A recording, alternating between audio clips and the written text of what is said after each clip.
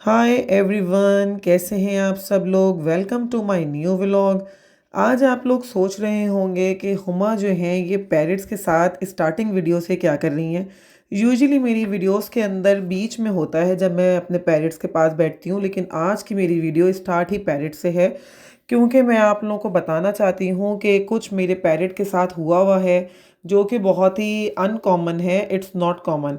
तो मैं आपको बताऊं कि यहाँ पे आज जो मैं आपको बता रही हूँ अपने पैरट के बारे में या एक यूजुअली पैरट्स के बारे में, वो एक बीमारी है जिसे कहा जाता है कि PBFD, यानी कि psittacine beak and feather disease. जी वीवर्स, इसको लोग इसी नाम से जानते हैं।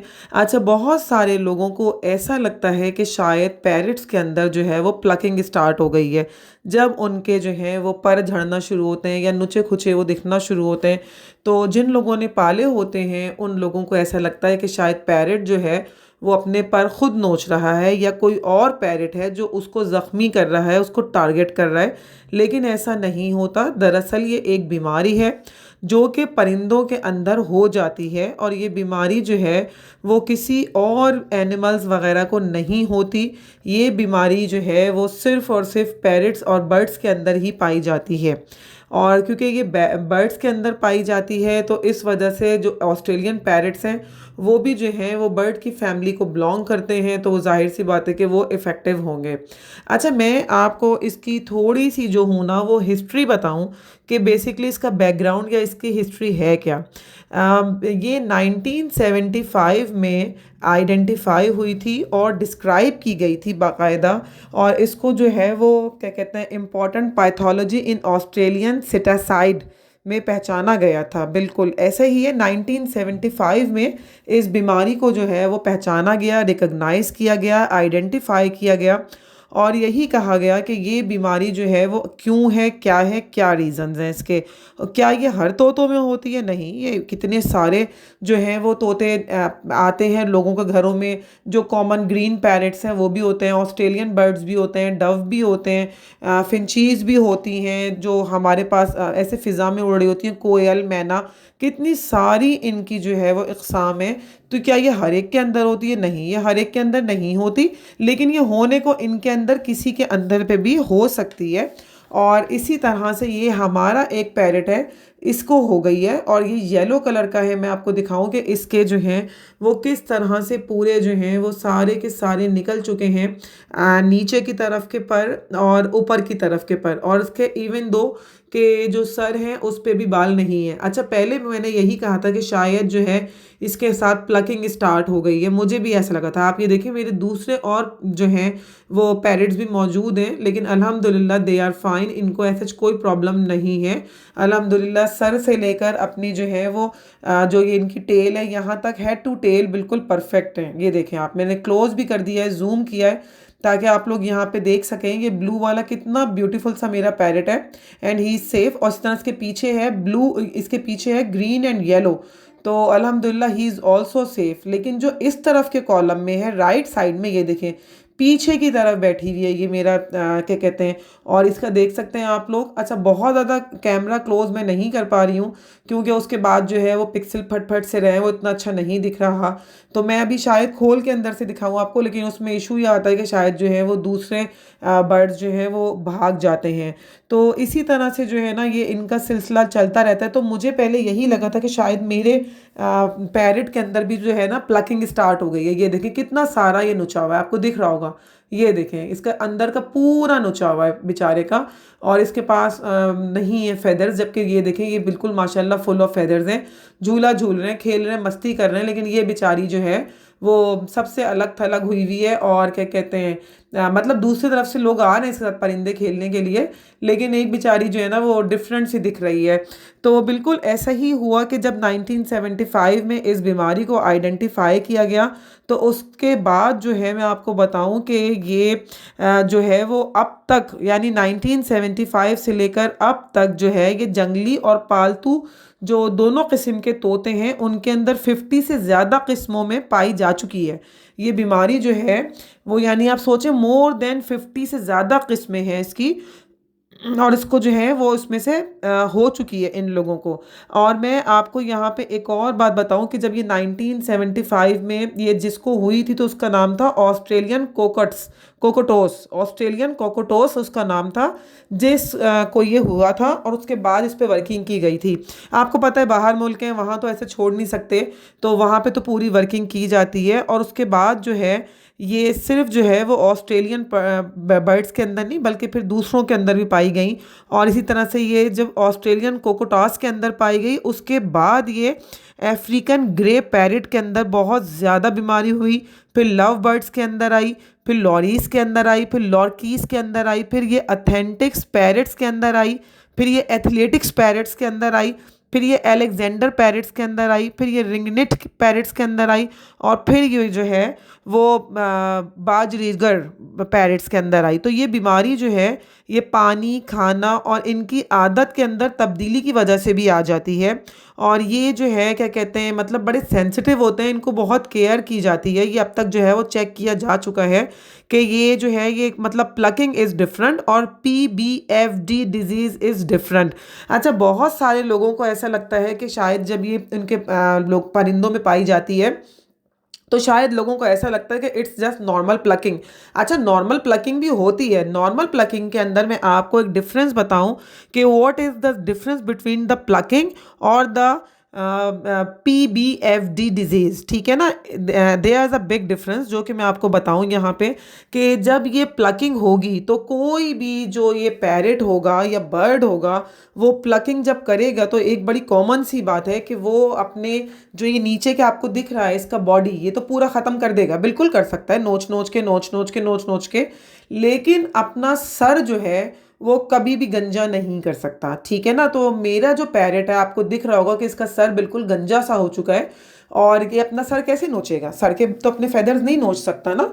तो इस वजह से ये बीमारी जो है वो प्लकिंग नहीं है, इसको जो है वो बाकायदा PBFD ही हुआ है, जो कि इतना कॉमन नहीं है लेकिन रेयर भी नहीं है। लेकिन मतलब हर एक के घरों में 20-20 साल से पले होते हैं, वो तो कहते हैं हमारे घर में नहीं हुए, लेकिन हमारे पैरेट्स को हुए। जब मैंने इस चीज़ को आइडेंटिफाई कर लिया कि जो मेरा पैरेट है ये PBFD का शिकार हो चुका है, तो मैंने कहा कि फिर मैं एक वीडियो बनाऊं इसकी अवेयरनेस की, जो कि मैं आप लोगों तक भी पहुंचाऊं। कि देखें, बहुत दफ़ा ऐसा लगता है कि हमने बस तोते ले आए और हमारे बच्चों को बहुत पसंद है। जैसे हमारे घर में भी यही इशू है कि हमारे घर में टर्टल है, फिशेज़ हैं, डव्स हैं, ऑस्ट्रेलियन पैरेट्स हैं।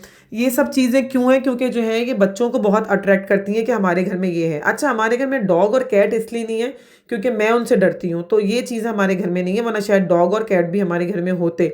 लेकिन बहरहाल अब जो हमने पाला तो इसका सिर्फ सिंपल सा सलूशन ये नहीं होता कि आप इसको जो है वो अपने घर में एक दफ़ा ले आए बाज़ारों से ख़रीद के, या किसी ने आपको गिफ्ट कर दिया और उसके बाद आपने इसको बस खाना दिया और और इसकी बात जो है वो आगे बढ़ गई। ऐसा नहीं होता, इनको बहुत टाइम देना पड़ता है।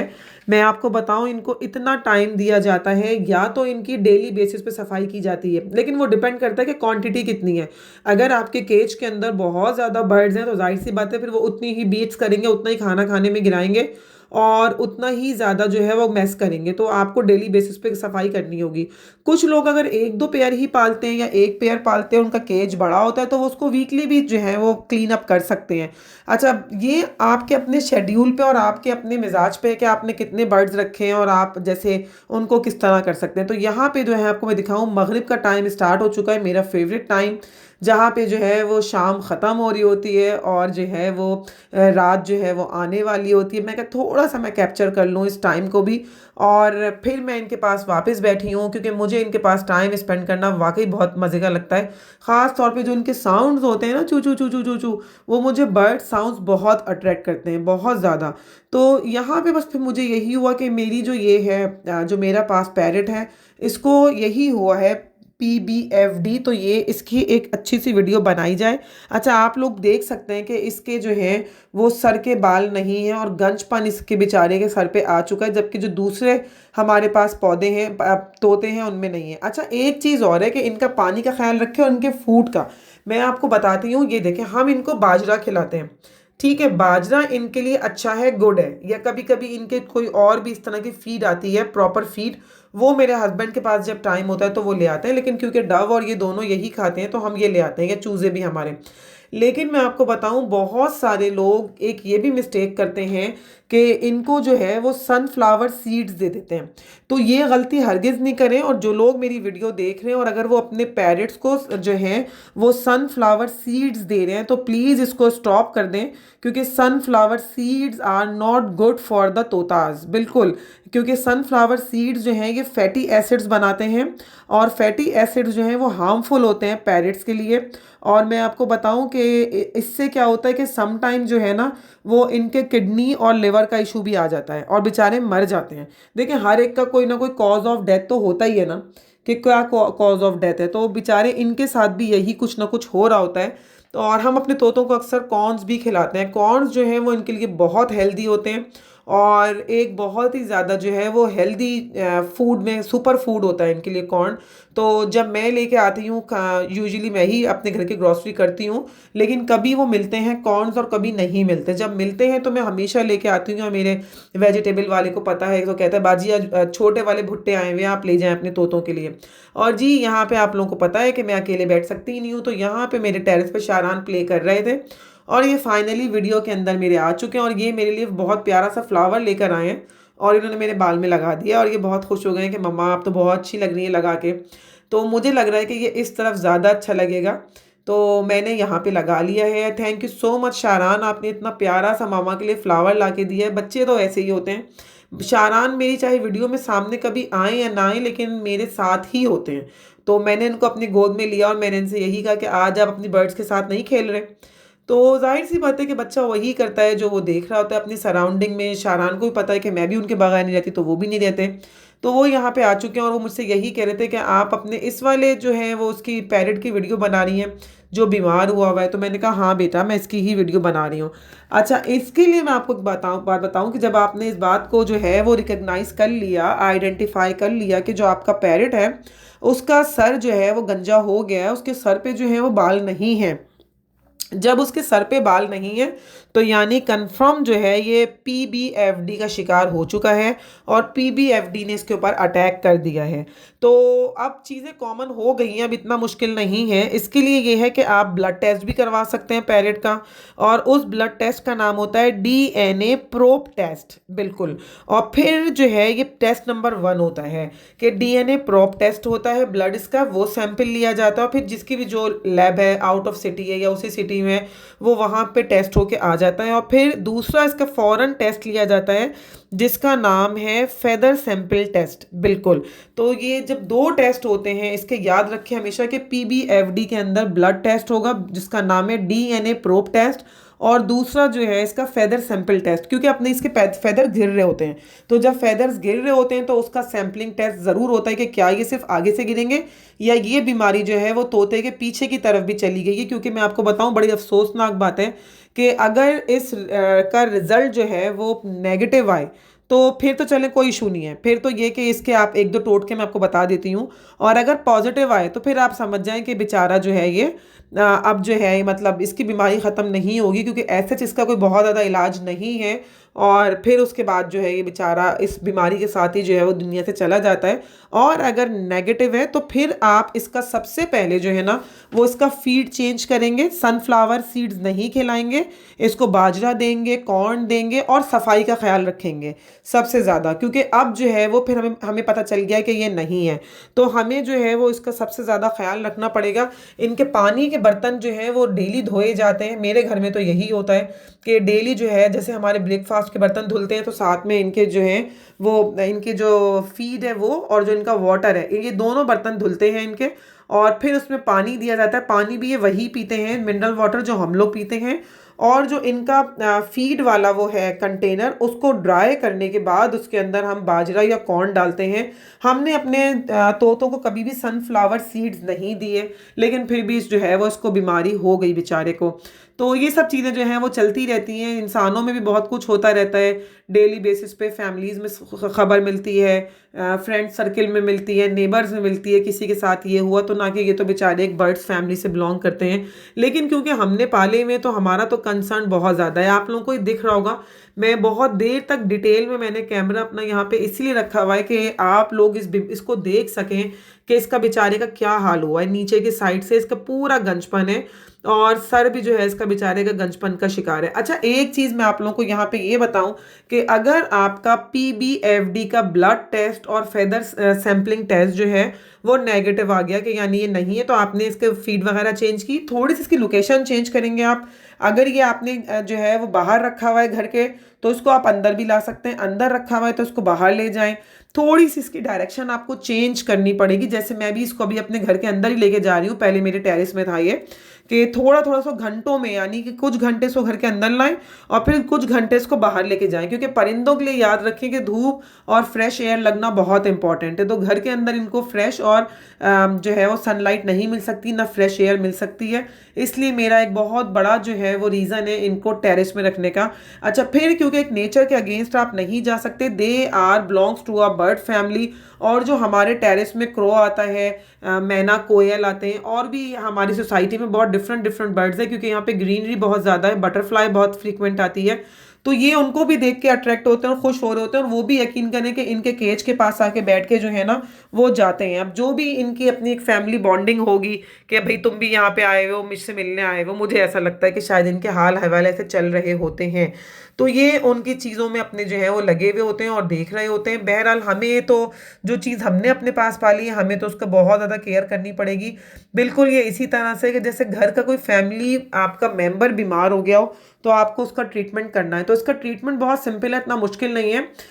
नीम के पत्ते जो हैं वो ले लें आप। नीम जो है वो बड़ा कॉमन सा दरख्त है और हर जगह लगा होता है। नीम के पत्ते आप ले लें और नीम के पत्तों को आप, क्योंकि उसमें मिट्टी बहुत होती है, तो नीम के पत्तों को आप पहले वॉश कर लें। वॉश करने के बाद आप ये करें कि, क्योंकि एक ही पैरेट के अंदर बीमारी है, सबके अंदर तो नहीं है, तो आपके लिए 1 गिलास जो है वो पानी बहुत है। 1 गिलास पानी आप चूल्हे पे चढ़ाएं, और जैसे हम चाय बनाते हैं, कावा बनाते हैं, कि जब पानी के अंदर बॉयल हो तो उसके अंदर हम पत्ती डालते हैं, तो इसके अंदर हम डाल देंगे नीम के पत्ते।